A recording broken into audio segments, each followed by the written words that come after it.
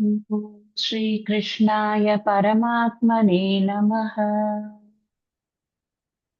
ஸ்ரீமத்பகவத்கீதை 8வது அத்தியாயம் அக்ஷர பிரம்ம யோகம் அப்படிங்கிற தலைப்பின் கீழே பகவான் ஸ்ரீகிருஷ்ணர் அர்ஜுனனுக்கு சகுண பிரம்ம உபாசனை பண்ணக்கூடிய நிஷ்காமமாக பண்ணக்கூடிய ஒரு உபாசகனுக்கு என்ன விதமான பலன்கள் கிடைக்கும் அப்படிங்கிற விஷயங்களை பத்தி எடுத்து சொல்லிக் கொண்டிருக்கிறார்.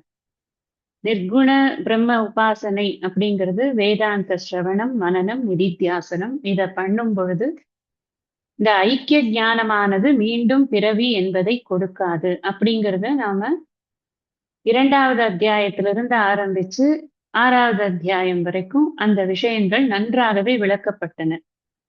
7வது அத்தியாயத்துல தன்னை பற்றிய விளக்கம் சொல்லும் பொழுது நேச்சுரலா இறைவன் அப்படின்னு சொன்னா இறைவனுக்கு பலவிதமான ரூபங்கள் இருக்கு அப்படிங்கிறதுனால ஏதாவது ஒரு ரூபத்தை பிடித்து கொண்டு அந்த ரூப உபாசனையில் ஒரு மனிதன் மனம் செலுத்தி விட்டான் அப்படின்னாக்க அந்த ரூப உபாசனையில செலுத்தக்கூடிய மனமானது நிர்குண பிரம்ம உபாசனைக்கு வர முடியாம போகும் பொழுது அது ரூப உபாசனையும் ரொம்ப கடினமான விஷயம்தான். ஜபங்கள் பண்ணணும், நிறைய நியமங்களை எல்லாம் கடைபிடிக்கணும்.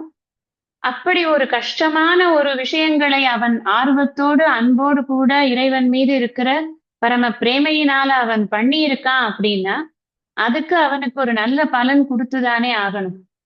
அந்த பலனானது மோட்ச பலனாக இங்கேயே இப்பவே கிடைக்கக்கூடிய சத்யோ முக்தி அப்படின்னு சொல்லக்கூடிய அந்த மோட்ச பலன் கொடுக்க முடியாது என்றாலும் கூட என்ன பலன் கொடுக்க முடியும் அப்படிங்கிற விஷயத்தை பற்றி அவர் சொல்லிக் கொண்டிருக்கார். ஒரு ஹிண்ட் கொடுக்கிறார் அவர் 13வது ஸ்லோகத்துல ஒரு ஹிண்ட கொடுக்கிறார். ஓம் இத்யேகாட்சரம் பிரம்ம வியாஹரன் மா மனுஸ்மரன். அதான் ஹிண்ட். அந்த சொல்லை உச்சரித்து கொண்டு அவன் இறைவனையே, அங்கு மாம்னு சொன்னா ஈஸ்வரன் அப்படின்னு, அங்க இறைவனையே அவன் சிந்தித்து கொண்டு எஃப் பிரயாதி தியஜன் தேகம், அவன் இந்த தேகத்தை விட்டு புறப்படுகிறான் என்றால் அவன் பரமாம் கதிம் யாதி அப்படிங்கிறார் இல்லையா. அந்த சொல்லை உச்சரித்து கொண்டு, ஒரு சொல் சொல்லறதுக்கும் சொல்லோட பொருள் தெரிந்து சொல்லுவதற்கும் நிறைய வித்தியாசம் இருக்கு. சொல்லிய பாட்டின் பொருளுணர்ந்த சேர்வார் செல்வர் சிவபுரத்தே பல்லோரும் ஏற்ற பணிந்து. அங்க 2 அர்த்தம் சொல்வதுண்டு. பொதுவாக விளக்க ஆசிரியர்கள் 2 அர்த்தம் சொல்வதுண்டு. சொல்லிய பாட்டின் பொருள் உணர்ந்து, நான் என்ன பாடுறேனோ அதுக்கான அது வரிக்கு அர்த்தத்தை உணர்ந்து கொண்டு நான் பாடுவது அப்படிங்கிறது அவனுக்கு பயன் தரக்கூடியதாக இருக்கும். அவன் அதனால் மேன்மை அடைகிறான். அந்த பாட்டின் பொருள் யாரோ அவரை உணர்ந்து அதை பாடும் பொழுது அது இன்னும் கொஞ்சம் அதிகமா மேன்மை அடைகிறது. இங்கேயும் பாருங்க, ஓமித்யேகாட்சரம் பிரம்ம வியாகரன் அப்படின்னு சொல்லி சொல்லை சொல்லும் பொழுது அவனுக்கு அதுவே மேலான கதின்னு தான் சொல்றார் பகவான். எதையும் கீழான கதின்னு எதையும் சொல்றது கிடையாது. பக்தின்னு ஆரம்பிச்சாச்சுனாலே, ஸ்பிரிச்சுவாலிட்டிக்குள்ள என்டர் ஆயாச்சு அப்படின்னாலே காலான முதல் பூமி வருவதுவே கடினம் அப்படின்னு கைவல்ய ஆசிரியர் நவநீத ஆசிரியர் சொல்கிறார். சுபேச்சை, சுப இச்சை, நமக்கு நான் இந்த உலகத்தில் இருக்கக்கூடிய அனித்தியம் புரியறது, இதுல இருந்து நான் விடுபட வேண்டும்ங்கிற ஒரு சுப இச்சை அவனுக்கு வந்ததுனாலே அதுவே முதல் பூமி அப்படிங்கிற. புண்ணியம் தரும் ஞான பூமி 7ல் முதல் பூமி அதுதான் அப்படின்னு சொல்றாரு.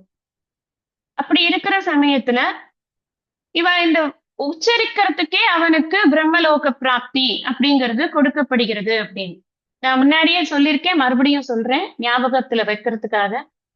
வெறும் உபாசனை பண்ணினாலே நான் பிரம்மலோகத்துக்கு போயிடுவேன் அப்படின்னு அர்த்தம் இல்லை. பிரம்மலோகத்திலே இருப்பதற்கான உபாசனை என்று ஸ்பெசிபிக்கா இருக்கு.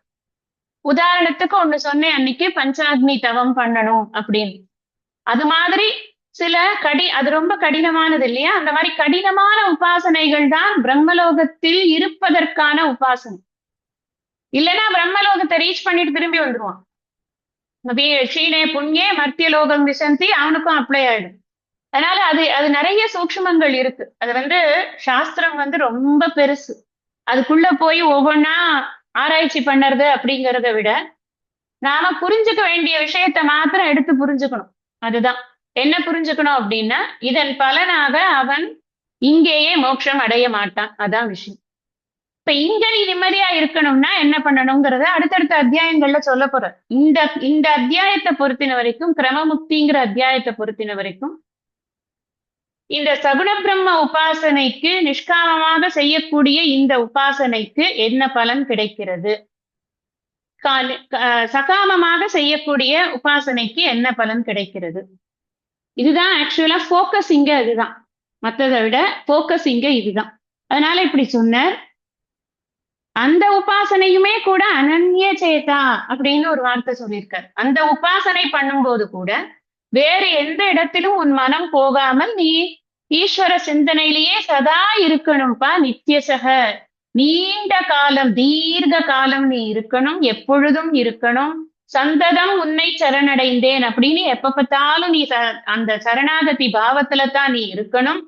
அப்படி உன்னுடைய காரியங்கள் எல்லாத்தையும் ஈஸ்வரார்ப்பணமாக நீ செய்து கொண்டே இருக்க வேண்டும் அப்படின்னு அத சொன்னார். மாமுபேத்திய புனர்ஜன்ம துக்காலயம் அசாஸ்வதம். அந்த ரிகரஸ் பினான்ஸ் பிராக்டிஸ் எல்லாம் பண்ணியாச்சு அப்படின்னு சொன்னா, என்னை அடைவாய், நான் உனக்கு பிரம்மலோக பிராப்தியை கொடுப்பேன். அந்த பிரம்மலோக பிராப்தி கிடைத்த பிறகு மீண்டும் இந்த துக்கத்தில் உழலக்கூடிய ஒரு உடல் உனக்கு ஏற்படுவதில்லை, உடல் பற்றானது உனக்கு ஏற்படுவதில்லை அப்படின்னு பிரம்மலோகத்துல இருக்கிற அளவுக்கான ஒரு புண்ணியம் பண்ணியிருக்கான் இல்லையா, அவனை பற்றி அவர் சொல்கிறார். அதுக்கப்புறம் என்ன சொன்ன, அந்த பிரம்மலோகம் வரைக்கும் அல்லது பிரம்மலோகத்தில் கூட ஒரு சில தவங்களுக்குத்தான் பிரம்மலோக வாசம் இருக்கு. அது வரைக்கும் பண்ணாதவனுக்கு பிரம்மலோகத்தை பார்த்துட்டு திரும்பி வரப்போறான் இல்லையா, பிரம்மலோகம் வரைக்கும் எது வேணா போலாம். பூலோகத்துல இருந்து ஆரம்பிச்சு மேல் இருக்கக்கூடிய 7 லோகத்துல எந்த லோகத்துக்கு வேணாலும் அவன் புண்ணிய வசத்தினால இந்த லோகம் எந்த லோகத்துக்கு அவன் எலிஜிபிளோ அந்த லோகம் வரைக்கும் போயிட்டு பிரம்ம புவனா லோகாக புனராவர்த்தின் ஒரு திரும்ப வரணும். அவன் திரும்ப இங்க வந்துதான், இங்கதான் கர்ம பூமி, இங்கதான் அவன் மறுபடியும் தன்னுடைய கர்மாவை கழிக்கிறதுக்காக வேற ஒரு சரீரத்துல அவன் தன்னுடைய கடமைகளை செய்து மறுபடியும் அவன் மறுபடியும் முயற்சி செய்து மறுபடியும் அவன் கிளம்பணும் இங்க. இதுதான் சைக்கிள் அப்படின்னு. மாமுபேத்தியத்து கௌந்தேய புனர்ஜன்மன வித்யத். என்னை அடைந்தா என்றால் இந்த இடத்துல என்னை அடையிறது அப்படின்னா என்ன, ஈஸ்வரனை அடைவது. அதான் அந்த அளவுக்கான அந்த புண்ணிய பலனானது இருக்கிறது அப்படின்னா பிரம்மலோகத்தில் இருக்க வைக்கப்படுவாய். அந்த இருக்க வைக்கும் பொழுது அங்கும் உனக்கு you will not be spared from attending classes. அதுதான், ஐயோ கிளாஸா அங்கேயுமா, அச்சிச்சோ என்னடா இது அப்படின்னு எல்லாம் சொல்ல முடியாது. ஏன்னா சாஸ்திரம் எதை அறிந்தால் முக்தி என்று சொல்லி இருக்கிறதோ அதை அறிவதற்கு படிப்பதுதான் ஒரே ஒரு வழி. தலையை திறந்து இல்ல இங்க தொட்டாரு அதனால எனக்கு அப்படியே உலகத்துல இருக்கிற அத்தனை ஞானமும் எனக்கு ஏற்பட்டது, இதெல்லாம் எல்லாருக்கும் நடக்கிறதும் இல்லை, அது உண்மைன்னு நம்ம ஒத்துக்கிறதும் இல்லை. அத்வைத வேதாந்த சித்தாந்தத்தை பொறுத்தின வரைக்கும் வி நெவர் அக்செப்ட் மிரக்கிள்ஸ். ஏன் அப்படின்னா அந்த மிரக்கிள் அப்படிங்கிற விஷயமே யாரோ ஒருத்தருக்கு பயன் தரக்கூடியதாக அது இருக்கும். நான் முன்னாடியே சொல்லியிருக்கேன் இதை பத்தி எக்ஸ்பிளைன் பண்ணும்போது, அது ஒரு பிராத்திபாசிக்க ரியாலிட்டி. ஒருத்தருக்கு அவருக்கு மாத்திரம் தெரியக்கூடிய விஷயமாக இருக்கும். அது இல்ல பல பேருக்கு தெரியக்கூடிய விஷயமாக இருக்கிறதே. மேனிஃபெஸ்டேஷன் ஆஃப் ஜுவல்ஸ், ரிங்ஸ் அப்படின்னு எல்லாம் இருக்கேன்னா நன்னா புரிஞ்சுக்கோங்க. அந்த மேனிஃபெஸ்டேஷன் பண்ணக்கூடிய அந்த சுவாமியானவர் இத மாதிரி மேனிஃபெஸ்டேஷன்லாம் பண்ணக்கூடிய அளவுக்கு இந்த சுவாமிக்கு ஒரு பலம் இருக்கு, ஒரு சக்தி இருக்கு அப்படிங்கறத தெரிந்து கொண்டு அவர் சொல்லக்கூடிய நல்ல மொழிகளை கேட்பதற்கு அங்க வரணுங்கிறதுக்காக பண்றாரே தவிர்த்து இந்த மேனிஃபெஸ்டேஷன் பண்ற மெஜிஷியன் கிடையாது அவர் அப்படிங்கறத நாம புரிஞ்சுக்கணும். இத புரிஞ்சுக்கல அப்படின்னு சொன்னா நம்ம ஆன்மீக வாழ்க்கையில இன்னும் கொஞ்சம் கூட முன்னேறல அப்படின்னு தான் அர்த்தம் அதுக்கு. ஏன்னா நமக்கு எல்லாருக்கும் நமக்கு ஒரு ப்ராப்ளம் இருக்கு. என்னன்னா சுவாமி கிட்ட போனா நமக்கு எல்லாம் கிடைச்சிடணும் அப்படின்னு. அது சுவாமி கிட்ட போனாலும் சரி, அவதார புருஷர்கள் கிட்ட போனாலும் சரி, யார்கிட்ட போனாலும் நமக்கு எல்லாம் கிடைச்சிடணும். எனக்கு என்ன அஜெண்டா லிஸ்ட் இருக்கோ அந்த லிஸ்ட் எல்லாம் ஃபில் ஆயிடணும், டிக் அடிச்சுடணும். அது நிச்சயமாக நடக்க போவதில்லை. இப்பதான் ஊழ் அதிகாரத்துல நம்ம பார்த்துட்டு வந்திருக்கோம். இருவேறு உலகத்து இயற்கை, திருவேறு தெள்ளியராதல் வேறுனர். அதனால இது நமக்கு என்ன கிடைக்கிறதோ அதுதான் கிடைக்கும், எவ்வளவு ஒட்டுமோ அதான் ஒட்டும். இதெல்லாம் நம்ம நிறைய பார்த்தாச்சு இந்த விஷயங்கள் எல்லாம். அதனால எந்த லோகத்திற்கு போனாலும் கூட புண்ணியவசம் எவ்வளவு இருக்கோ அவ்வளவு தூரத்துக்கு அந்த லோகத்தில் இருப்பான், அப்புறமா அவன் திரும்பி வந்துடுவான். இத சொன்னதுக்கு அப்புறமா அவருக்கு என்ன தோன்றது கிருஷ்ணருக்கு அப்படின்னு சொன்னா, சரி அப்படின்னா அந்த பிரம்ம இருக்கிறது அப்படின்னா அந்த பிரம்மா தானே அந்த லோகத்தை ஆள்பவராக இருக்கிறார். பிரம்மாவினுடைய காலம் என்னங்கிறது தெரியும். நான் இன்ஃபினிட்லி அங்க இருப்பேனா இல்ல அதுக்கு ஒரு ஃபைனைட் பீரியட் இருக்கா அப்படின்னா நிச்சயமாக அதுக்கு ஃபைனைட் பீரியட் தான் இருக்க முடியும். ஏன்னா பிரம்மா தோன்றி இருக்கிறார், அதனால் பிரம்மா லயம் ஆகித்தான் ஆக வேண்டும். இதெல்லாம் லாஜிக்கலி அண்டர்ஸ்டாண்டபிள் விஷயங்கள். எட்டர்னல் கிடையாது பிரம்மா. ஏன்னா பிரம்மாங்கிறது ஒரு பதவி. அந்த பதவி என்பது இந்த கல்பத்துக்கு இவர் தான் பிரம்மான்னு கொடுத்தாச்சுன்னா அவர் தான் பிரம்மா. அதுக்கப்புறம் அந்த கல்பம் முடிஞ்ச உடனே அவர் லயம் ஆயிடுவார். another Jeeva will get that Brahma post. அவ்வளவுதான். அது எந்த ஜீவாங்கிறது யாரு டிசைட் பண்றது? That Jeeva's karma will only decide. அது யாரா வேணாலும் இருக்கலாம், நமக்கு தெரியாது. அதனால இப்ப இந்த பிரம்மா அப்படிங்கிறவர் எத்தனை அவருடைய காலம் என்ன அப்படிங்கறத பத்தி அறிஞர்கள் என்ன சொல்லி இருக்கிறார்கள்ங்கிற விஷயத்தை அடுத்தது 17வது ஸ்லோகத்துல சொன்னார். அப்புறம் இந்த பிரம்மாவுடைய அந்த காலம் அப்படிங்கிறதுல 2000 சதுர்யுகம் தான் பிரம்மாவுக்கு ஒரு நாள் அப்படின்னு சொன்னா 1000 சதுர்யுகத்துல என்ன நடக்கிறது, இன்னொரு 1000 சதுர்யுகத்துல என்ன நடக்கிறது அப்படிங்கிற விஷயத்தை அடுத்த ஸ்லோகத்துல நம்ம பார்த்தோம்.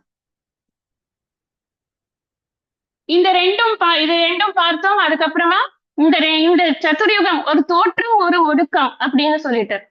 இப்ப தோற்றம்ங்கிறது புரியுறது நமக்கு, ஏன்னா நமக்கு பிறக்கரிச்சே தெரியுது, எல்லாம் புதுசு புதுசா இருக்கு, நல்லா தெரியுது. ஒடுக்கம் என்பது எங்கு செல்கிறது அதுதான் நமக்கு புரிய மாட்டேங்குது. ஒடுக்கம் என்பது எங்கிருந்து தோன்றியதோ அங்குதான் செல்கிறது, அவ்வளவுதான். சிம்பிளான விஷயம் அது. அதை எப்படி போடுறாரு பகவான், எப்படி அதை நம்மளுக்கு அண்டர்ஸ்டாண்ட் பண்ண வைக்கிறாருன்னா, இந்த பூத கூட்டங்கள் இருக்கு இல்லையா, இந்த உயிர் கூட்டங்கள் இருக்கே, இது எல்லாமே திரும்ப திரும்ப தோன்றி தோன்றி இதுவேதான் ஒடுங்குகிறது. அப்போ இந்த ஜீவன் அப்படிங்கிறது மாறுறதே கிடையாது, ஜீவன் அப்படியேதான் இருக்கு. ஜீவனுக்கு கொடுக்கப்படக்கூடிய ஃபார்ம், நேம், ஃபங்க்ஷன் மாறுது. ஒரு ஜீவன் இந்த இப்ப ஒரு ஜீவனுக்கு பேர் ஏதோ ஒரு எக்ஸ் வச்சுக்கோங்க, மகாலட்சுமி அப்படின்னு ஒரு பேர் இருக்கு. இந்த பேரண்ட்ஸுக்கு அவங்க பிறந்திருக்காங்க அப்படின்னு இருக்கு, இந்த இடத்துல வேலை பண்றாங்க, இந்த மாதிரி வாழறாங்க, அதெல்லாம் இருக்கு. அந்த ஜீவனுடைய காலகத்தி முடிஞ்சதுக்கு அப்புறமா, காலம் அப்படிங்கிறது முடிஞ்ச உடனே அந்த ஜீவன் பண்ணின புண்ணிய பாபத்துக்கு தகுந்த மாதிரி அதற்கு தகுந்த லோகங்களில் வசித்து விட்டு பிறகு மீண்டும் இதே புவனத்திற்கு வேற ஒரு ஃபார்ம், நேம், ஃபங்க்ஷன் எடுத்துன்னு வரும். புண்ணியம் நிறைய இருந்ததுன்னா மனுஷ பிறவி, இப்ப புண்ணியம் டாமினேட் ஆச்சுன்னா மனுஷ பிறவி கிடைக்கும், இல்லைன்னா வேற ஏதாவது ஒரு பிறவி கிடைக்கும். பட் ஜீவன் அப்படிங்கிறது இப்போ நாம பார்க்கறது ஒரு பேர் ஃபார்ம் மகாலட்சுமி, ஒரு பேர் ஃபார்மோட ஒரு பர்சனை பாக்குறோம்னா அந்த மகாலட்சுமிக்குள்ள இருக்கக்கூடிய அந்த ஜீவன் அப்படிங்கிறது that will remain same even if Mahalakshmi becomes a cow. அது ஒரு பசுமாடு ஆயிடுத்துன்னா கூட அந்த ஜீவன் அப்படியே தான் இருக்கும், ஜீவன் மாறாது. திருக்குறள்லயும் இதேதான் நம்ம பார்க்கிறோம். நம்ம இந்த உலகத்திலிருந்து இந்த உயிரை விட்டு போகும் பொழுது இந்த உடலை விட்டு போகும்போது உயிர் கொண்டு செல்வது என்ன அப்படிங்கிற விஷயத்த பார்த்தோம். நாம் செய்த புண்ணியம், நாம் செய்த பாபம், நாம் கற்ற கல்வி. இந்த நாம் கற்ற கல்வி, நாம் செய்த புண்ணியம், பாபம் இப்படிங்கிறதுக்கெல்லாம் பிரமாணம் 6வது அத்தியாயத்துல கடைசி 6-7 பாடல்கள்ல 6-7 ஸ்லோகங்கள்ல நம்ம படிச்சுட்டோம். பகவானுடைய வார்த்தையினாலேயே அதுக்கான பிரமாணம் நமக்கு கிடைச்சிருக்கு. அப்போ நமக்கு என்ன புரிஞ்சுக்கணும் அப்படின்னா, பூத்வா பூத்வா பிரலீயதே, திரும்ப திரும்ப இதுவேதான் வந்துட்டு இருக்கு. எப்ப வந்துட்டு இருக்கு? பகல் வரும் பொழுது வெளியில வருது, ராத்திரி வரும் பொழுது ஒடுங்கிறது அப்படின்னு பார்க்கும். இப்ப இந்த வெளியில வருது அப்படிங்கிறது எங்க இருந்து வருது, ஒடுங்கிறதுங்கிறது எங்க போய் ஒடுங்கிறது, இது விஷயம் பத்தியும் 11வது ஸ்லோகத்துல என்ன சொன்னார்? யதக்ஷரம் வேதவிதோ வதந்தி விஷந்தி யதயோ வீதராகாக யதிச்சந்தோ பிரம்மச்சரியம் சரந்தி தத்தே பதம் சங்கிரஹேண பிரவக்ஷே அப்படின்னு சொன்ன. இந்த அக்ஷரம் என்று சொல்லக்கூடிய அந்த விஷயம் இருக்கே, அதை பத்தி நான் உனக்கு சுருக்கமாக சொல்கிறேன் அப்படின்னு வேத விற்பனர்கள் எல்லாம் எதை அப்படி புகழ்கிறார்களோ அந்த ஒரு மேலான விஷயத்தை பற்றி நான் உனக்கு சுருக்கமாக சொல்கிறேன்னு சொன்னது. அந்த சுருக்கமாக சொல்கிறேன்னு சொன்ன விஷயத்த இந்த 20, 21, 22 இந்த 3 ஸ்லோகங்கள் மூலமாக நமக்கு இதை சொல்றார். இங்க என்ன சொல்றார் அப்படின்னா, யார் ஒருத்தன் அந்த தோற்றத்திற்கு வராத மாயையை காட்டிலும் வேறான தன்மையை கொண்ட என்றும் உள்ளதான பரம்பொருள் அப்படிங்கிற அந்த அவ்யக்தம், ரெண்டு அவ்யக்தத்தை பத்தி பேசுறாருங்க. அவ்யக்தாத்து அவ்யக்தக. முதல்ல அவ்யக்தாத்து அப்படின்னா அந்த அவ்யக்தத்தை காட்டிலும். மாயைங்கிறதுக்கு ஒரு பேரு அவ்யக்தம். ஏன் மாயைங்கிறதுக்கு ஒரு பேரு அவ்யக்தம் அப்படின்னு சொல்றோம்? அவ்யக்தம் அப்படின்னா என்ன அர்த்தம்? that which is unmanifested அப்படின்னு தோற்றத்திற்கு வராதது அப்படின்னு. இந்த தோற்றத்திற்கு வராதது அப்படிங்கிறது மாயைக்கு ஏன் அந்த பேர் அப்படின்னு சொன்னா, இந்த எப்படி ஜீவன் அப்படியே இருக்கு, மாறறதே கிடையாது, அனாதியா இருக்கு. அனாதி அப்படின்னா ஆதி அற்றது. ந ஆதி இது அனாதி, ஆதி இல்லாதது அப்படின்னு சொன்னா அதற்கு ஃபர்ஸ்ட் அப்படின்னு ஒண்ணு கிடையாது. எப்போதும் இருந்து கொண்டே இருக்கிறது, எட்டர்னலா இருந்து கொண்டு இருக்கிறது. பிரம்மன் அனாதி, ஜீவன் அனாதி, அது போல மாயையும் அனாதி. இந்த மூன்றும் அனாதி என்று ஏற்றுக்கொண்டுதான் இந்த சாஸ்திரத்தை நாம சித்தாந்தத்தை மேற்கொண்டு படிச்சுட்டு இருக்கோம். அப்படி படிச்சாதான் இது புரியும், இல்லைன்னா புரியாது. இப்போ இந்த மாயை அப்படிங்கிறது அனாதி அப்படின்னா ஏன் அனாதின்னு சொல்றோம் அப்படின்னாக்க, மாயை அப்படிங்கிறதுக்குள்ள நாம என்னெல்லாம் மேனிஃபெஸ்ட் ஆயிருக்கு இந்த உலகத்துலன்னு பார்க்கிறோமோ, இயற்கையாக நாம பார்க்கக்கூடியது, செயற்கை அதுக்கப்புறம் இந்த மனிதர்களால உருவாக்கப்பட்டது. மனிதர்களை உருவாக்குவது, புழுப்பூச்சிகளை உருவாக்குவது, மற்ற 84 லட்சம் யோனிகளிலிருந்து பலவிதமான ஜீவராசிகளை உருவாக்குவது அல்லது வெளிப்படுத்துவது. இந்த இடத்துல உருவாக்குவது அப்படிங்கிற விஷயத்த கொஞ்ச நேரம் மனசுல இருந்து எடுத்துட்டு வெளிப்படுத்துவது அப்படிங்கிற வார்த்தையை போட்டுக்கோங்க. கிரியேஷன் அப்படிங்கிறத விட்டுட்டு மேனிஃபெஸ்டேஷன் அப்படின்னு புரிஞ்சுக்கோங்க. அது அப்பதான் இந்த விஷயம் நல்லா புரியும், இல்லைன்னா புரியாது. இப்ப மாயை என்ன பண்றது அப்படின்னா, எதெல்லாம் அன்மேனிஃபெஸ்டடா அது கிட்ட இருக்கோ அதெல்லாத்தையும் மேனிஃபெஸ்டடா வெளியில காமிக்கிறது. அதுக்குதான் பேரு கிரியேஷன் அப்படின்னு சொல்றோம்.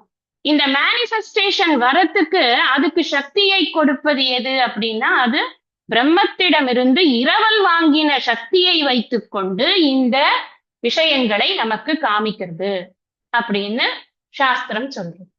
அப்ப அந்த அவ்யக்தாத்து, அந்த மாயையை காட்டிலும் வேறான இன்னொன்று இருக்கிறது அப்படின்னு இங்க சொல்றார். அது என்ன? அதுக்கும் பேரு அவ்யக்தம் அப்படிங்கிறது.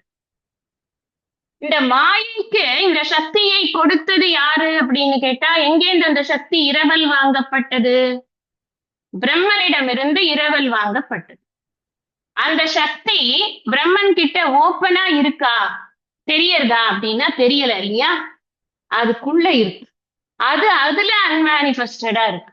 அப்ப அதுக்கும் அவ்யக்தம் அப்படின்னு ஒரு பேர். இந்த அவ்யக்தம் தான் எப்போதுமே எந்த சூழ்நிலையிலுமே எந்த காரணத்தினாலுமே லயமாவதில்லை, அழிவதில்லை. மாயை லயமாகும். நல்லா புரிஞ்சுக்கோங்க. ஜீவன் மாயையில் லயமாகிறது, மாயை இந்த பிரம்மனில் லயமாகிறது. திரும்ப எப்போ காலம் வருகிறதோ, தகுந்த காலம், நான் கால கணக்கு சொன்னேன் உங்களுக்கு, இத்தனை யுகம் இருக்கு, இந்த யுகம் கல்பம் இருக்கு, அதெல்லாம் அந்த கல்பங்கள் முடிக்கிற போது என்ன ஆகும்னா, அந்த 43,20,000 வருஷங்கள் முடிஞ்சு போயிடுது அப்படின்னா ஒரு கல்பம் முடியுது. அது முடிகிற போது என்ன ஆகுது அப்படின்னா, மறுபடியும் இந்த திருப்பி அதே மாதிரி ஒரு லய பீரியட் இருக்கும். அதுக்கப்புறம் அந்த காலம் எப்பொழுது உச்சிதமோ அப்பொழுது அந்த மேனிஃபெஸ்டேஷன், வெளிப்படுதல் அப்படிங்கிறது அப்பொழுதுதான் நடக்கிறது. இந்த பேசிக்கா இந்த விஷயம் ஃபர்ஸ்ட் நம்ம மைண்டுக்கு ஏத்திக்கணும். இப்ப நமக்கு இந்த நேம் ஃபார்ம் எல்லாத்தையும் பார்த்து கொண்டிருக்கோம். இதே நேம் ஃபார்ம் தான் திரும்ப வருமா? இதே ஹிமாலயாஸ் வருமா? இதே ஆண்டஸ் மவுண்டன் தான் வருமா? இதே திருவண்ணாமலை தான் வருமா அப்படின்னா என்ன இங்க என்ன செட்டப் கொடுக்கப்பட்டிருக்கோ அதே வருதா வேற வருதா அப்படிங்கறத பத்தி நமக்கு தெரியாது. ஆனா இது வரும், அவ்வளவுதான். எங்க வரும், எப்படி வரும், எந்த ஃபார்ம்ல வருது அது தெரியாது. எல்லா விஷயங்களும் வெளிப்பட்டது அனைத்தும் லயமாகி மீண்டும் வெளிப்படும் அப்படிங்கறது வரைக்கும் நம்ம புரிஞ்சுக்கணும். ரொம்ப டீடைல்குள்ள போய் இந்த லாட்டிடியூட் லாஞ்சிடியூடுக்குள்ள இருக்கிறது இந்த லாட்டிடியூட் லாஞ்சிடியூட்ல தான் இருக்குமா அப்படின்னு கேள்வி கேட்டா அதுக்கு பதில் சொல்றதே ரொம்ப கஷ்டம். ஒரே ஒரு விஷயம் நம்ம புரிஞ்சுக்க வேண்டியது என்ன அப்படின்னு கேட்டா, இங்க பகவான் சொல்லக்கூடிய விஷயம் எது அழியாதது அப்படிங்கிறத சொல்லியிருக்க. கேட்கவே அவசர ஸ்லோகா முதல்ல தெரிஞ்சுக்கணும். எது அழியாததுன்னா, இந்த ரெண்டாவதா சொன்ன அவ்வியக்தம் இருக்குல்ல, முதல்ல சொன்ன அவ்வியக்தம் மாயை. அந்த அவ்வியக்தத்தை காட்டிலும் வேறானதாக ஒரு அவ்வியக்தம் இருக்கிறது இல்லையா, அதன் பெயர் பரம்பொருள். அந்த மேலான அவ்வியக்தமானது, அந்த பரம்பொருளானது எல்லா உடல்களும் அழியும் போதும் அது அழிவதில்லை அப்படின்னு பகவான் இங்க சொல்றார். நம்ம இங்க இதுலயே முன்னாடி அவ்வியக்தம் பத்தி 18வது ஸ்லோகத்துல பார்த்தோம். அவ்யக்தாத் வியக்தய சர்வாக பிரபவந்த்யஹராகமே ராத்ரியாகமே பிரலீயந்தே தத்ரைவா வியக்த சம்யகே அப்படின்னு பார்த்தது என்னது? மாயையிலிருந்து வெளிவருகிறது, மீண்டும் மாயைக்கு போகுது. இங்க இன்னொரு அவ்வியக்தத்தை உங்களுக்கு இன்ட்ரடியூஸ் பண்றார் பகவான். அந்த அவ்வியக்தமானது அனைத்தும் ஒடுங்கக்கூடிய அவ்வியக்தமாக அது இருக்கிறது. அந்த அந்த அவ்வியக்தமானது, அந்த பரம்பொருளானது ஒரு நாளும் அழிவதில்லை. புரியறதுக்காக ஒரு சின்ன உதாரணம். இப்போ ஒரு தங்க கட்டி இருக்கு, ஒரு பார், அது ஒரு 100 கிராம் தங்க கட்டி உங்ககிட்ட கொண்டு வந்து கொடுக்குறாங்க, இந்த அங்க யூஸ் பண்ணிக்கோங்க. அதை பார்த்த உடனே என்ன தோணும்? நல்லா இருக்கு, ஒரு 40 கிராம்ல ஒரு செயின் பண்ணிடலாம், ஒரு 40 கிராம்ல வளையல் பண்ணிடலாம், அப்புறம் 20 கிராம்ல ஒரு நெக்லஸ் பண்ணிடலாம், கொடுத்துருங்க அவர்கிட்ட பண்ண சொல்லி அப்படின்னு ஒரு லிஸ்ட போட்டு கொடுக்குறோம். இந்த தங்க கட்டி இருக்கா, இல்ல நாம சொன்ன நேம் ஃபார்ம் செயின், வளையல், நெக்லஸ் எல்லாம் இருக்கா? ரெண்டுமே இருக்கு. எப்படி இருக்கு? தங்க கட்டியை பார்த்து கொண்டிருக்கோம், மேனிஃபெஸ்டடா இருக்கு, வெளிப்பட்டு இருக்கிறது. இந்த செயின், நெக்லஸ், இது வளையல், இதெல்லாம் எப்படி இருக்கு? அந்த தங்க கட்டிக்குள்ள அன்மேனிஃபெஸ்டடா இருக்கு. ஒருத்தர் வந்து அதை பண்ண வேண்டிய வேலைகள் எல்லாம் பண்ணதுக்கு அப்புறம் அது எல்லாம் வெளியில வந்துடுறது. அப்புறம் நமக்கு பாக்குறதுக்கு விதவிதமா கிடைக்குது, எல்லாமே இருக்கு. அவர்கிட்ட அந்த சக்தி இருக்கு. அந்த சக்தியினால அவர் என்ன பண்றார்? அதை எல்லாத்தையும் வெளிப்படுத்திடுறார். மாயை அந்த சக்தியை கொண்டு எதெல்லாம் அதனுள் வெளிப்படாமல் இருக்கிறதோ அது எல்லாத்தையும் வெளிப்படுத்தி விடுகிறது. அதுக்கப்புறம் நம்ம என்ன பண்றோம்? நம்ம பண்ணி வைப்போம் ஆசை ஆசையா, ரெட்டை பேட்டு செயின், அந்த செயின், கவர்னர் மாலை, அந்த மாலை, இந்த எல்லாம் பண்ணி வச்சிருவோம். நம்ம பசங்க வரும், இதெல்லாம் ஒரு டிசைன் பண்ணி வச்சிருக்கேன், இதெல்லாம் நான் போட்டுப்பேன்னு உனக்கு என்ன தைரியம்? உன்னை யார் இதை பண்ணி வைக்க சொன்னா? ஃபர்ஸ்ட் எல்லாத்தையும் நீ உருக்கு, ஐ வாண்ட் ஒன்லி பார்ஸ். இதெல்லாம் யார் இப்ப எல்லாம் போடுறாங்க? நோ, எல்லாத்தையும் நான் லாக்கர்ல வைக்கணும், நீ எல்லாத்தையும் பாராக்கு அப்படின்னு சொல்லி விட்டுருதுங்க பசங்க. எப்படியோ கோல்ட பசங்களுக்கு தானே கொடுக்குறோம், சரி பரவாயில்ல, அவங்களுக்கு எப்படி வேணுமோ அப்படியே, நமக்கும் கழுத்தே நிக்க மாட்டேங்கிறது, நம்ம என்ன போட்டுக்கிறது அப்படின்னு எல்லாத்தையும் திருப்பி அவர்கிட்டயே கொடுக்குறோம். அவர் என்ன பண்றாரு? அம்பட்டியும் உருக்கி மறுபடியும் ஒரு பாராக்கி கையில கொடுத்துருக்காரு. சேம் திங் ஆறுது. காலம் என்பது முடிவடைந்தவுடன் என்னெல்லாம் வெளிப்பட்டிருக்கிறதோ அவை அனைத்தும் மாயையுள் மறுபடியும் ஒடுங்கி வெளிப்படாத நிலைக்கு வருகிறது. புரியுறது இல்லையா? நம்ம லைஃபோட ஒரு எக்ஸாம்பிள் போக்கும் பொழுது என்ன பண்ணது இந்த மாயை அப்படிங்கிறது நமக்கு புரியுது. மாயை வெளிப்படுத்துகிறது, மீண்டும் மாயையில் அனைத்தும் ஒடுங்குகிறது. இந்த பிரளயம் வரும் பொழுது என்ன ஆகுது அப்படின்னு சொன்னா, மாயையும் சேர்ந்து அந்த பிரம்மனில் ஒடுங்குகிறது. பிரம்மன் தான் பரம்பொருள், தூய உணர்வு அப்படின்னு நம்ம சொல்லிக்கொண்டே இருக்கோமே, அந்த பிரம்மன். அந்த நான் யாரோட ஐடென்டிஃபை பண்ணிக்கொண்டா எனக்கு நிம்மதியா இருக்கும்? யோசிச்சு பாருங்க. நான் இந்த மாயையில இருக்கக்கூடிய மாயா விஷயங்களோட என்ன ஐடென்டிஃபை பண்ணிக்கொண்டேன் அப்படின்னு சொன்னா, நான் போயிட்டு திரும்பிதான் வரணும், வேற வழியே இல்லையே. நான் அந்த மாயைக்கு அப்பாற்பட்ட அந்த தூய உணர்வோடு என்ன ஐடென்டிஃபை பண்ணிக்கொண்டேன் அப்படின்னு சொன்னா, எனக்கு மீண்டும் மீண்டும் பிறந்து இறப்பதற்கான ஒரு தேவையே கிடையாது. ஏனென்றால் எதெல்லாம் பிரம்மன் பிரம்மன் ஐடென்டிஃபை ஆகிறதோ, எந்த ஜீவனெல்லாம் தன்னை பிரம்மன் அப்படின்னு புரிந்து கொள்கிறதோ, அறிந்து கொள்கிறதோ, அந்த ஐக்கியத்தை புரிந்து கொள்கிறதோ, ஐக்கிய ஞானத்தினால மட்டும்தான் மீண்டும் இங்க ஒரு உடல் எடுத்துக்கொண்டு வர வேண்டிய அவசியம் அதுக்கு இருக்கவே இருக்காது. அது எந்த லோகத்திற்கும் போகாது. இப்ப ஞானியினுடைய சரீரம் விட்ட உடனே ஞானி கிளம்பி இந்திரன் என்ன பண்றான், இவர் என்ன பண்றாருன்னு டூர் பாக்குறதுக்கு போவாரா? அவர் போனாலும் போகல அப்படின்னாலும் எங்க வேணாலும் இருந்தாலும் மறுபடியும் ஒரு தாயின் கருவறையை மட்டும் அவர் தட்டவே மாட்டார். நோ என்ட்ரி அவருக்கு. ஒரே ஒரு கண்டிஷன் என்னன்னா, அவருக்கு அந்த ஐக்கிய ஞானம் புரிந்திருக்க வேண்டும். அது மட்டும்தான். அது எப்படி தெரியுங்க அப்படின்னா, அது அவங்களுக்கு தான் தெரியும். இன்னொருத்தர்கிட்ட அதை எக்ஸ்பிரஸ் பண்ணி கொண்டு இருக்க முடியாது. படிச்சுட்டே எனக்கு புரியறது, கன்விக்ஷன் எனக்கு இருக்கு, நான் பிறக்கவே கிடையாதப்பா, I have not born at all அப்படின்னு புரிஞ்சுக்கிறான் பாத்தீங்களா, அவன் தான் ஞானி. பிறப்பு என்பதே ஒரு மாயையின் தோற்றம் தான். மாயையின் வேலைதான் பிறப்புங்கிறதே. நான் மாயைக்கு அப்பாற்பட்ட பரபிரம்மமாக இருக்கிறேன். நான் மாயையினுடைய காரியங்களை காண்பவனாக இருக்கிறேன். நான் அறியப்படும் பொருட்களை அறிபவனாக இருக்கிறேன். எனக்கு அழிவு என்பதே கிடையாதுங்கிற விஷயத்துல ரொம்ப இது உடனே இப்ப சொல்லும் போதே கூட பாதிதான் புரியும். என்ன சொல்றாங்க இவங்க, அழியக்குன்னு இப்ப கூட நகை வெட்டினே அப்படின்னு தோணும். எத்தனையோ சேஞ்சஸ் நடந்து கொண்டிருக்கிறது. ஏன்னா மைண்ட் ரொம்ப காலமாக இதோடதான் ஐடென்டிஃபை ஆகிட்டு இருக்கு. மாத்துனா உடனே எப்படி மாத்த முடியும்? இப்பதான் சொன்னேன், நமக்கு குழப்பம் இருக்கு, அது தெரிகிறது. பழக்கமானால் அதை டாமினேட் பண்ணுறது. அந்த பழக்கத்தை நீக்கிறது எவ்வளவு கஷ்டமா இருக்கு. அதுக்குத்தான் நிதித்தியாசனம் பண்ணணும்னு சொல்றது. இதெல்லாம் நம்ம அடுத்தடுத்த சாப்டர்ஸ்ல, அடுத்த சாப்டர்லயே கூட பகவான் ராஜவித்யா ராஜகுக்கிய யோகம் அப்படின்னு சொல்லிட்டு எது மேலான சிறந்த அறிவு அப்படிங்கறத அங்க எஸ்டாப்ளிஷ் பண்ணிட்டு வரும். இங்க இந்த டாபிக் ஏன் நம்ம எடுக்கிறோம் அப்படின்னா, நீ சகுண பிரம்ம உபாசனை பண்ணக்கூடியவனுக்கு இங்க சத்தியோ முக்திங்கிறது சாத்தியம் கிடையாது அப்படிங்கறத புரிய வைக்கிறதுக்கு தான்.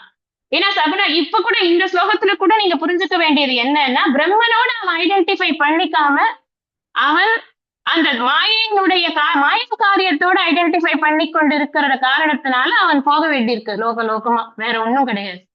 அங்க நீ ஐடென்டிபிகேஷனை மாத்தி இருந்தியானாக்க, இங்கேயே குரு சொல்றத கேட்டு புரிந்து கொண்டிருந்தாய் அப்படின்னா இங்க உனக்கு முக்தி என்பது நிச்சயமாக கிடைத்திருக்கும் அப்படின்னு. எஸ் சர்வேஷு பூதேஷு நஷ்யது ந வினஷ்யதி. எல்லா உடல்களும் இந்த மொத்த பிரளயத்தை பத்தி பேசுறது. இந்த பிரளயத்தின் போது கூட பிரம்மன் மட்டும்தான் நசிக்காம இருக்கிறது. நான் அந்த பிரம்மன் தான்.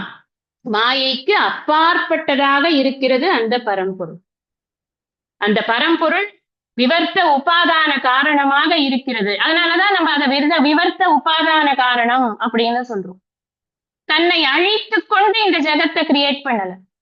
தான் அப்படியே இருந்து கொண்டு இந்த ஜெகத்துக்கு கிரியேஷனுக்கான சக்தியை மாத்திரம் கொடுத்துடுறது. அவ்வளவுதான். வேற ஒண்ணுமே அது பண்றது இல்லை. அதனாலதான் அதை சாட்சி ஸ்வரூபமாக இருக்கிறது அப்படின்னு சொல்றோம். இந்த பிரம்மனை கரெக்டா புரிஞ்சுக்கிட்டோம் அப்படின்னு ஒரு விஷயம் 3 விஷயத்த நம்ம கரெக்டா புரிஞ்சுக்கணும். ஒண்ணு, நான் யாருங்கிறத தெரிஞ்சுக்கணும். அதுக்கப்புறம் பிரம்மன் என்பது என்ன அப்படிங்கறத பத்தி நல்லா தெரிஞ்சுக்கணும். தூய பரம்பொருள்ங்கிறது என்னங்கிறத தெரிஞ்சுக்கணும். அப்புறம் இந்த தூய பரம்பொருளுக்கும் எனக்கும் என்ன ஐக்கியம் எப்படி ஏற்படுகிறது, எப்படி சொல்லப்பட்டிருக்கு. ஐக்கியம் ஏற்படலை, ஏற்கனவே ஐக்கியமா தான் இருக்கு. அது எப்படி சொல்லப்பட்டிருக்கிறதுங்கிறத புரிஞ்சுக்கணும். இதை புரிந்து கொண்டால்தான் அகம் பிரம்மாஸ்மி அப்படிங்கிறது ஒரு ஞானம். நான் தான் அந்த பிரம்மனாக இருக்கிறேங்கிறது ஒரு ஞானம். சர்வம் கலு இதம் பிரம்ம அப்படிங்கிறது அடுத்த விஷயம். இங்க இருப்பதெல்லாம் அந்த பிரம்மன் மட்டுமே அப்படிங்கிறது அடுத்த விஷயம். இதை தெரிந்து கொண்டால் மட்டும்தான் முக்தி. இல்லைன்னா முக்திங்கிறது அவனுக்கு பேச்சுக்கு கூட கிடையாது அப்படிம்பார் ஆதிசங்கரர் விவேக சூடாமணி. அதனால அந்த அக்ஷரம் அப்படின்னு அங்க சொல்லப்பட்டிருக்கிறது. எது அக்ஷரம் வேதவிதோ வதந்தி அப்படின்னு சொன்னாரே, அதை இங்க கனெக்ட் பண்ணுங்க. அது என்னது அப்படின்னா, சக சர்வேஷு பூதேஷு நஷ்யது ந வினஷ்யதி தது அக்ஷரம். அக்ஷரம்னாலே அந்த வேர்டே என்ன சொல்றது, க்ஷரம்னா அழிவது, அக்ஷரம்னா அழிவில்லாதது. அத நல்லா இன்னும் விவரிச்சு சொல்றார். அதுல ரெண்டு அவ்வியக்தம் இருக்கு அப்படிங்கறத நமக்கு வேர்ட் இன்ட்ரோடக்ஷன் இங்க கொடுத்துட்டார். அது வந்து இதையும் ஏன்னா நமக்கு தொடர்ந்து படிக்கும் பொழுது ஸ்கிரிப்சர்ஸ்குள்ள நம்ம போகும் பொழுது சம்டைம்ஸ் ஒரே வேர்டு இதை என்றையே சொல்லியிருக்கேன் அப்படின்னு. ஒரு இடத்துல புருஷகான்னு சொன்னா பிரம்மன்னு போடுவாங்க, ஒரு இடத்துல புருஷகான்னு சொன்னா இரண்ய கர்ப்பன்னு போடுறாங்க இல்லையா? அப்படின்னு இப்ப இந்த இடத்துல இரண்ய கர்ப்பன் அர்த்தம் எடுத்துக்கிறது, எந்த இடத்துல பிரம்மன் அர்த்தம் தெரிய வேண்டாமா? அதுக்கெல்லாம் பொருள் தெரிஞ்சா தானே நம்மளால புரிஞ்சுக்க முடியும். Contextual meaning for each and every word வேணும் நமக்கு. அப்ப நமக்கு இந்த இன்னொரு கேள்வி என்ன வருது அப்படின்னா, அப்ப இந்த கான்சியஸ்னஸ் பிரின்சிபிள் இருக்கே, இந்த பரம்பொருள்ங்கிறது அழியவே அழியாது அப்படின்னா அது எங்க இருக்கு? அது எங்கேயோ இருக்கு இல்ல, அது எங்க இருக்கு அப்படின்னு கேட்டா எங்க இருக்குது? பதில் என்ன இருக்கு? நீக்கமர நிறைந்திருக்கிறது, எங்கும் நீக்கமர நிறைந்திருக்கிறது அப்படிங்கிறது அதுக்கு ஆன்சர். அந்த பரம்பொருளானது ஒரு பர்டிகுலர் லொகேஷன்ல கிடையாது. அது வைகுண்டத்துல இல்ல, அது இதுல கைலாசத்துல இல்ல, அது கோலோக பிருந்தாவனத்துல இல்ல, அது ஸ்கந்தலோகத்துல இல்ல, அது எங்கும் நீக்கமர நிறைந்து இருக்கிறது அப்படிங்கிறத நாம புரிஞ்சுக்கணும். அந்த மாதிரி நீக்கமர நிறைந்திருக்கக்கூடியதுதான் இந்த ஜீவனின் யதார்த்த ஸ்வரூபம், உண்மையான ஸ்வரூபம். இந்த நம்மனா போட்டு கொண்டிருக்கிறோம், நான் ஒரு அல்பம், நான் வந்து ரொம்ப சிற்றறிவு உடையவன், அதெல்லாம் நாமளா வந்து ஏற்றி வைத்திருக்கக்கூடிய நம்மளுடைய கற்பனையினால் வந்த பிரச்சனைகள். இந்த பிரச்சனைகள் எல்லாம் உன்னோட கற்பனை தான் அப்படின்னு சாஸ்திரம் நமக்கு விவரிச்சு சொல்லும் பொழுது நாம இந்த லிமிடேஷன்ஸை தாண்டி நம்ம விரிவடையும். அப்போதான் நாமளும் பிரம்மன் தான் அப்படிங்கறத புரிஞ்சுக்க முடியுது. இந்த மூன்று விதமான நிலை இருக்குல்ல, ஃபர்ஸ்ட் மேனிஃபெஸ்டடா இருக்கு, அதுக்கப்புறம் அது லயமாறுது, அதுக்கப்புறம் அது போய் பிரம்மன்ல லயமாறுது. இதை நம்ம புரிஞ்சுக்கிறதுக்காக தான் பகவான் வந்து மூன்று விதமான நிலைகள் நமக்கு வாழ்க்கையில வைக்கிறார். ஒண்ணு ஜாகிரத், இன்னொன்னு ஸ்வப்னம், இன்னொன்னு சுஷுப்தி. அதாவது விழிப்பு நிலை, கனவு நிலை, உறக்க நிலை. இந்த விழிப்பு நிலையில நம்ம எல்லா பொருளையும் பார்க்கிறோம், தொட்டு உணர்றோம், எல்லா விஷயத்தையும் we can touch and feel. எல்லாமே நம்மளோட இன்டராக்டிவா இருக்கு, நமக்கு பாக்குறதுக்கு முடியறது, பேசுறதுக்கு முடியறது, ஹக் பண்ணிக்க முடியறது, எல்லாமே பண்ண முடியறது. இந்த ஜாகிரத் விஷயத்துல எல்லாமே பாசிபிளா இருக்கு. அது மாதிரிதான் மாயையுடைய ஃபுல்லி மேனிஃபெஸ்டட் இதுல வந்து எல்லாமே இது டான்ஜிபிளா தெரியறது. இதுல கூடவே இன்டான்ஜிபிள் விஷயங்களும் சூக்ஷ்மமான விஷயங்களும் இங்கேயே தான் இருக்கு. அடுத்தது என்ன? இது ஸ்வப்னம். ஸ்வப்னத்துல நாம வந்து ஒரு உலகத்தை கிரியேட் பண்ணிக்கிறோம். நான் ஒரு அழகான தோட்டத்துல, ரோஜா தோட்டமா இருக்கு, அப்படியே நான் அதுக்குள்ள பாடிட்டே ஜாலியா போறேன், என்னவோ பண்றேன், நான் பாடுறேன், ஆடுறேன், என்னவோ பண்றேன். எனக்கு கூட எனக்கு பிடிச்சவங்க எல்லாரும் சேர்ந்து என்னோட சேர்ந்து வராங்க, நான் அவங்களோட எல்லாம் சேர்ந்து ஜாலியா கதை பேசிட்டு என்னோட ஹாப்பி மூமெண்ட்ஸா அதை நான் ஃபீல் பண்ணிட்டு ஜாலியா பண்ணிட்டு இருக்கேன். எல்லாம் சொப்னத்துல நடக்கிறது. பட் அது வெளியில தெரியுமா? நான் என்ன பண்றேன், வெளியில என்ன பார்த்தா எப்படி இருக்கும்? சும்மா ஒரு ஆள் படுத்துட்டு இருக்கிற மாதிரி இருக்கும், தூங்குற மாதிரி இருக்கும். ஆனா ஆக்சுவலி தூக்கம் வரல, சொப்னம் இருக்கிறதுனால தூக்கம் இல்லை, வெளியில தெரியாது, அன்மேனிஃபெஸ்டடா இருக்கு. என்னோட அத்தனை ஆக்டிவிட்டிஸும் அன்மேனிஃபெஸ்டடா உள்ள கிடக்கு. அதுக்கப்புறம் நான் என்ன பண்றேன், நல்லா தூங்கி விடுறேன், அந்த ஸ்வப்னமும் சேர்ந்து லயமாயிடுறது. அதுதான் மாயை வந்து பிரம்மனோட லயமாயிடுறது, காரண நிலைக்கு அது போயிடுறது. அதுதான் பிரளயத்துல நடக்கக்கூடிய விஷயமாக இருக்கு. அடுத்த ஸ்லோகம் படிக்கலாம்.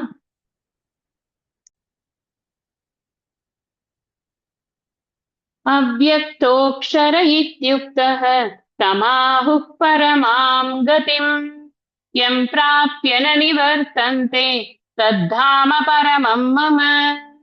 அவ்யக்தஹ புலப்படாதது, இப்பதான் சொன்னேன், தோற்றத்திற்கு வராதது, புலப்படாதது, ரெண்டும் ஒரே அர்த்தம். அக்ஷரக அழியாதது, இதி என்று, உக்தக கூறப்பட்டதோ, தம் அதை, பரமாம் மேலான, கதிம் கதியாக, அதாவது வாழ்க்கையின் குறிக்கோளாக, ஆகுகு பெரியோர்கள் கூறுகிறார்கள். எம் எதை, பிராப்ய அடைந்த பின், ந நிவர்த்தந்தே திரும்புவதில்லையோ, அதாவது உடல் எடுப்பதில்லையோ, அல்லது உலகத்தின் மீதோ உடலின் மீதோ பற்று கொள்வதில்லையோ, தது அது, மம என்னுடைய, பரமம் மேலான, தாம இருப்பிடம். புலப்படாதது அழியாதது என்று எது கூறப்பட்டதோ அதை மேலான கதியாக, வாழ்வின் குறிக்கோளாக பெரியோர் கூறுகிறார்கள். எதை அடைந்த பின் திரும்புவதில்லையோ, அதாவது உடல் அல்லது உலக பற்று வைப்பதில்லையோ, அது என்னுடைய மேலான இருப்பிடம். இப்ப பகவான் ஈஸ்வரன் அப்படின்னு புரிஞ்சுக்கிறத காட்டிலும் என்னை பிரம்மன் அப்படின்னு நீ புரிந்து கொண்டாய் அப்படின்னா உனக்கு ரொம்ப நல்லது அப்படிங்கிற விஷயத்தை தான் இங்க நமக்கு எஸ்டாப்ளிஷ் பண்றோம். என்னுடைய மேலான இருப்பிடம் அப்படின்னு பகவான் சொல்றாரு. தாம பரமம் மம அப்படிங்கிறார். நம்ம இதுல பார்த்தோம் 7வது அத்தியாயம் நினைக்கிறேன். 7வது அத்தியாயத்துல இதே மாதிரி பகவான் சொல்லியிருப்பார். अपरेयमिदस्त्वन्याम् प्रकृतिं विद्धि मे पराम् जीवभूतां महाबाहो ययेदं धार्यते जगत्. தாரியத்தே, நான் தாங்குகின்றேன். இங்க தாமம், அதுதான் எனது இருப்பிடம் அப்படிங்கிற. அதாவது பகவான் என்ன இங்க சொல்றதுக்கு ட்ரை பண்றார் அப்படின்னு சொன்னா, நான் தான் தூய உணர்வு என்று எவன் ஒருவன் புரிந்து கொள்கிறானோ, ஐயம் திரிபு அற புரிந்து கொள்கிறானோ, முறையாக சிரவண மனன நிதித்தியாசனத்தின் மூலமாக குருமுகமாக அறிவை பெற்று அந்த அறிவில் தெளிவை பெற்றிருக்கிறானோ, அவனுக்கு இந்த அபிமானம் அப்படிங்கிறது முழுமையாக விடுபட்டு விடும். அபிமானம் டுவர்ட்ஸ் என்னோட உடம்பு, எந்த உலகம் எதுவா இருந்தாலும் அந்த அபிமானம்ங்கிறது விடுபட்டு விடும். அந்த அறிவு இருக்கு இல்லையா, நான் தான் தூய உணர்வுங்கிற அறிவு இருக்கு இல்லையா, அதை அறிவதுதான் மேலான குறிக்கோள் அப்படிங்கிறது அறிவார்ந்தவர்களுடைய முடிவாக இருக்கு இல்லையா. அதைத்தான் யார் அடைகிறார்களோ, அந்த அறிவை யார் பெறுகிறார்களோ, அவர்கள் அந்த மேலான இருப்பிடமான என்னுடைய இருப்பிடத்தை அடைகிறார்கள். இதான் விஷயம். அப்ப பகவான் இந்த இடத்துல இங்க ஒரு விஷயம் சொல்றாரு. என்ன அப்படின்னா, அந்த அக்ஷரம்ங்கிறது யாரு அப்படின்னா யாரோ ஒரு தனி என்டைட்டி கிடையாது, எல்லாமே அந்த அக்ஷரம் தான் அப்படிங்கிறத இன்டைரக்டா பகவான் இந்த ஸ்லோகத்துல நமக்கு உணர்த்துறார். அது இல்லாத இடமே இல்லை அப்படிங்கிறதா விஷயம். நான் என்ன அந்த அக்ஷரமா புரிஞ்சுக்கணும், பகவான் அந்த அக்ஷரமாகத்தான் இருக்கிறார், அக்ஷரம் மட்டும்தான் இருக்கிறது, மற்றது அனைத்துமே தோற்றத்திற்கு வந்திருக்கக்கூடிய மாயையின் காரியங்கள் தான், வேற ஒண்ணுமே கிடையாது அப்படிங்கிறதுல எனக்கு ஒரு கன்விக்ஷன் வேணும். அப்ப நான் என்ன பண்ணுவேன் அப்படி வந்தது அப்படின்னு சொன்னா, அந்த மாயையின் காரியமாக இருக்கக்கூடிய இந்த ஜெகத்திற்கே இதை நான் மதிக்கவே மாட்டேன். இத மாயையை மதிக்கிறது அப்படிங்கிறதும், மாயை மதிக்காம இருக்கிறது அப்படிங்கிறதுனா, மாயையை வெறுக்கிறது அப்படிங்கிறது ஒரு வகை. நான் அதை சீண்ட கூட மாட்டேன் அப்படிங்கிறது ஒரு வகை. இன்னொரு வகை என்ன, அது இருந்தாலும் இல்லைனாலும் நான் அதனால பாதிக்கப்படுறதே இல்லை அப்படிங்கிறது இன்னொரு வகை. இந்த 2வது வகை இருக்குல்ல, அதுதான் ஒரு ஜீவன் முக்தனுக்கு இங்கேயே வாழ்ந்து முக்தியோடு வாழக்கூடியவனுடைய லட்சணம். அதைத்தான் பின்னாடி பகவான் 9வது அத்தியாயத்துல விளக்குவார். அந்த விஷயங்களை எல்லாம் நமக்கு இன்னுமே நிறைய கிளாரிட்டியோட விளக்குவார். இப்ப இங்க புரிஞ்சுக்கிறது என்ன அப்படின்னா, எதை அழியாததுன்னு கூறப்பட்டிருக்கோ அந்த இடம் தான்ப்பா என்னோட இடம் அப்படின்னு, நம்மளுக்கும் அந்த இடம் தான் அப்படிங்கிறது. ஒன்ஸ் பிரம்மனை புரிஞ்சுண்டாச்சு அப்படின்னா அதுக்கப்புறம் இந்த உடல் பற்று, உலகப்பற்று இது எதுவுமே நமக்கு இருக்கவே இருக்காது அப்படின்னு. அடுத்த ஸ்லோகம் பார்க்கலாம். புருஷஸ்ஸ பரः பார்த்த பக்த்யாலவ்யஸ்த்வனன்யயா யஸ்யாந்தஸ்தானி பூதானி ஏன சர்வமிதம் ததம். ஹே பார்த்த, ஓ பார்த்தனே, பூதானி உயிர்கள், யஸ்ய எவருடைய, அந்தஸ்தானி உள்ளே இருப்புள்ளனவோ, ஏன எவரால், இதம் இவை, சர்வம் அனைத்தும், ததம் வியாபிக்கப்பட்டுள்ளதோ, சக அந்த, பரக எல்லையற்ற, புருஷன், அனன்யயா ஆத்மாவுக்கு வேறாக பரமாத்மா இல்லை என்ற ஞானத்துடன் கூடிய, பக்தியாது பக்தியால் மட்டுமே, லப்யக அடையக்கூடியவர். நான் 20வது ஸ்லோகம் சொல்லும் போதே மோஸ்ட்லி 3 ஸ்லோகத்துக்கும் ஒரு சம்மரியாவே சொல்லியிருக்கேன். இருந்தாலும் நம்ம இப்போ பதவுரை பார்த்து பொழிப்புரை பார்த்து அந்த விளக்கங்களுக்கு சற்று எக்ஸ்ட்ராவா பார்ப்போம், அவ்வளவுதான். மொத்தத்துல ஞானத்தை பெற்றவனுக்கு மட்டும்தான் இங்க மீண்டும் பிறப்பு இல்லை அப்படிங்கிற விஷயம்தான் இந்த 3 ஸ்லோகங்கள்ல நமக்கு கிடைக்கக்கூடிய டேக்அவே அப்படின்னு புரிஞ்சுக்கணும். சரியா? உயிர்கள் எவருடைய உள்ளே இருப்புள்ளனவோ, எவரால் இவை அனைத்தும் வியாபிக்கப்பட்டுள்ளனவோ, அந்த எல்லையற்ற புருஷன் ஆத்மாவுக்கு வேறாக பரமாத்மா இல்லை என்ற ஞானத்துடன் கூடிய பக்தியினால் மட்டுமே அடையக்கூடியவர். இதை எப்படி இந்த இந்த எந்த இடத்துல கமா போடுறேன்னு நல்லா பாத்துக்கோங்க. பக்தியினால் மட்டுமே அடையக்கூடியவர் யாரு? அந்த புருஷன். எந்த புருஷன்? எல்லையற்ற புருஷன்.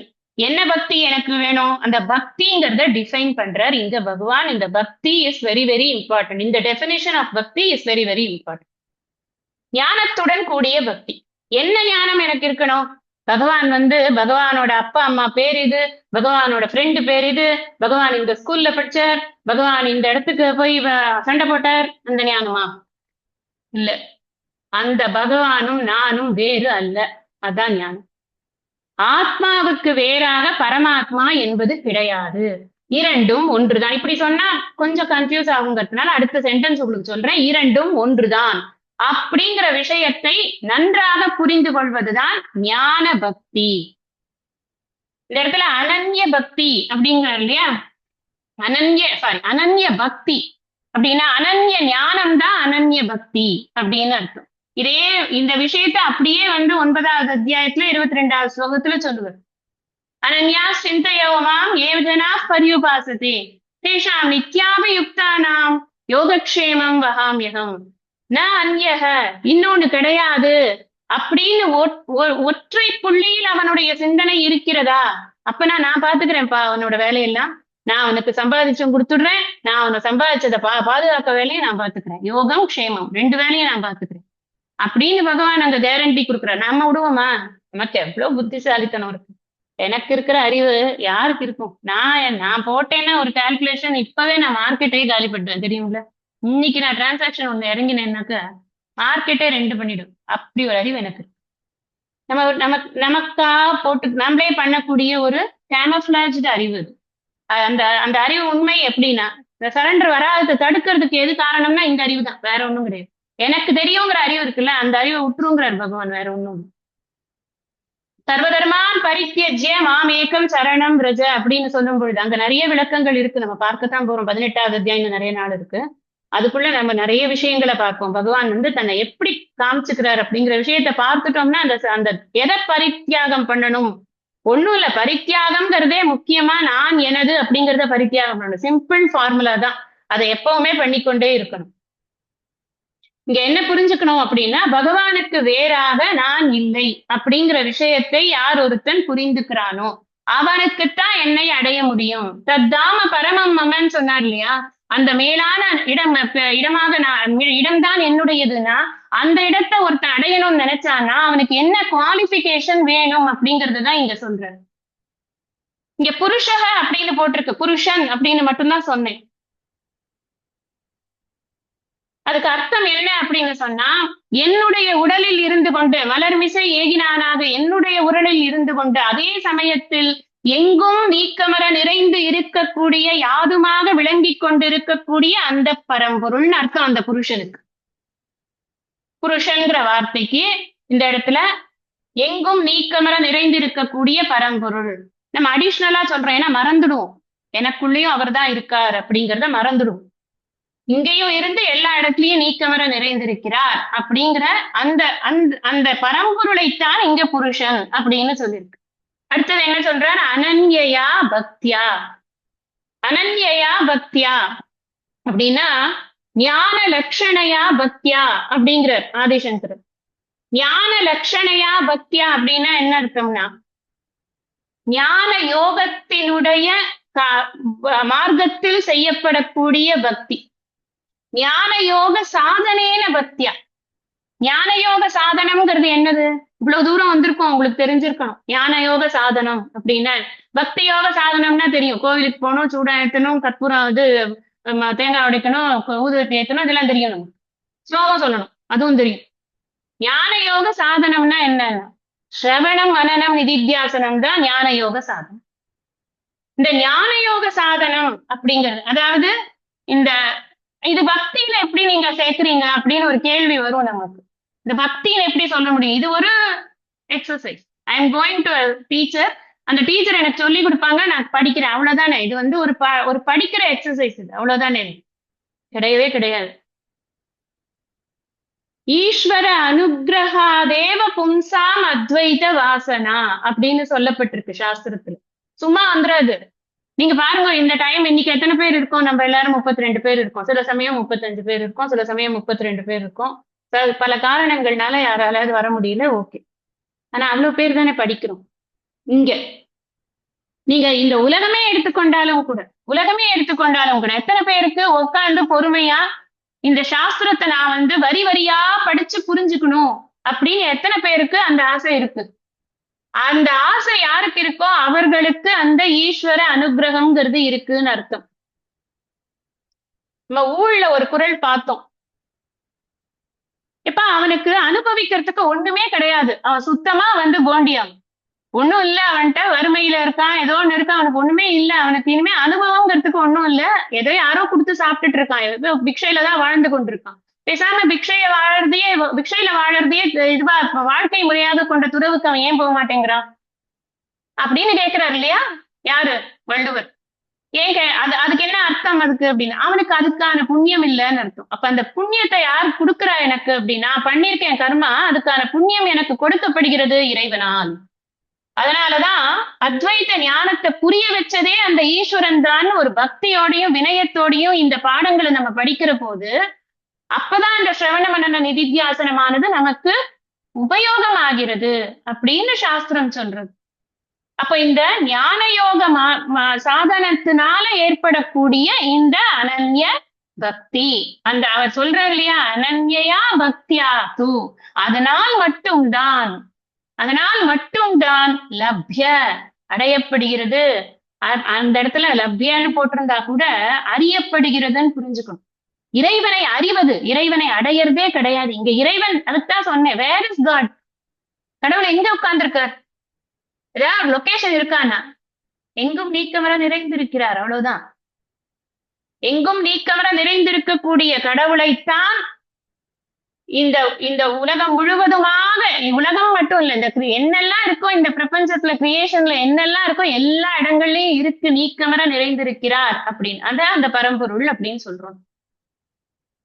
அதனால அப்புறம் என்ன சொல்றார்? இந்த அனன்ய பக்திங்கிறத டிஃபைன் பண்றார். இத பத்தி நம்ம வந்து 10வது அத்தியாயத்துல படிப்போம். அவர் என்ன சொல்றாருன்னா, நீ இந்த பக்தி பண்ணினியானாக்க, எனக்கு பக்தி பண்ணினியானா உனக்கு என்ன கொடுப்பேன் தெரியுமா? ஒரு 2 மினிட்ஸ்ல முடிச்சுடுறேன், மேற்கொண்டு சொல்ல வேண்டியிருந்தா அடுத்த கிளாஸ்ல சொல்றேன். நான் உனக்கு என்ன கொடுப்பேன் தெரியுமா அப்படின்னா, நான் உனக்கு நல்ல படிக்கிறதுக்கான ஒரு வாதாவரணத்தை கொடுப்பேன். இதெல்லாம் 10வது அத்தியாயத்துல அவர் சொல்ல போறாரு. ஞானத்தை பெறுவதற்கான ஒரு வழியை பகவான் நமக்கு கொடுப்பார்.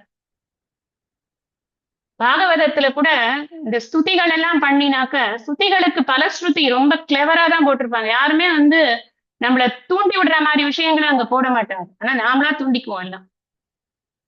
ஸ்துதிகளோட பலஸ்ருதி என்ன போடுறாங்க அப்படின்னு சொன்னா, பகவானை தவிர வேறொன்னு வேண்டாம்னு நினைக்கிறதுக்கான மனசு அவனுக்கு இதனால கிடைக்கும்னு பகவானே அந்த பலஸ்ருதியை கொடுக்கிறார். பிரம்மதேவர் பண்ணக்கூடிய ஸ்துதிக்கு பிரம்மதேவரை வந்து மேனிஃபெஸ்ட் பண்ணியாச்சு. அதுக்கப்புறம் பிரம்மதேவர் வந்து பகவானை பார்த்து ஒரு ஸ்துதி பண்றார். அந்த ஸ்துதிக்கான பலஸ்ருதியை பகவான் சொல்றார். இந்த ஸ்துதி யார் சொல்றாளோ அவர்களுக்கு பகவானை அறியக்கூடிய ஒரு இச்சா வந்து உருவாகும். அதனால அவன் வாழ்க்கையில் தன் அடைய வேண்டியதை அடைவான்கிற விஷயத்த அங்க வந்து சொல்றான். இப்ப ஒரு ஸ்துதியினால எனக்கு என்ன கிடைக்கணும்னா, உலகியல் இன்பங்கள் கிடையாது. நம்ம உலகியல் இன்பங்களுக்காக நம்ம இந்த ஸ்லோகம் படிச்சா குழந்தை பிறக்கும், இந்த ஸ்லோகம் படிச்சா, முதல்ல சொல்லிட்டு இருக்கேன் உங்களுக்கு. நான் எப்பயில இருந்துன்னா சௌந்தரியலகரியில இருந்து நான் உங்களுக்கு இந்த விஷயத்த சொல்லிட்டு இருக்கேன். தயவு செய்து அந்த பலன்களுக்குள் போகவே போகாதீர்கள். அது முக்திக்கான பாதையில் இருக்கக்கூடியவர்களுக்கு அது தடையாகத்தான் இருக்கும் நிச்சயமா.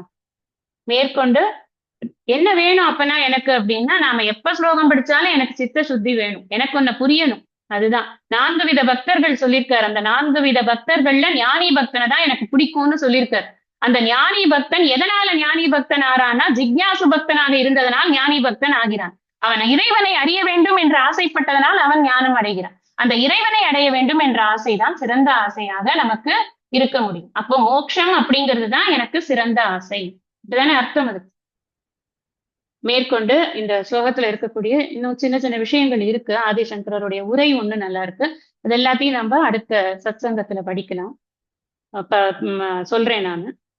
மேற்கொண்டு இருக்கக்கூடிய ஸ்லோகங்களுடைய கருத்துக்களை நம்ம அடுத்த சத்சங்கத்துல பார்க்கலாம். இன்னைக்கு இந்த அளவுல இந்த வகுப்பை நான் நிறைவு செய்து கொள்கிறேன்.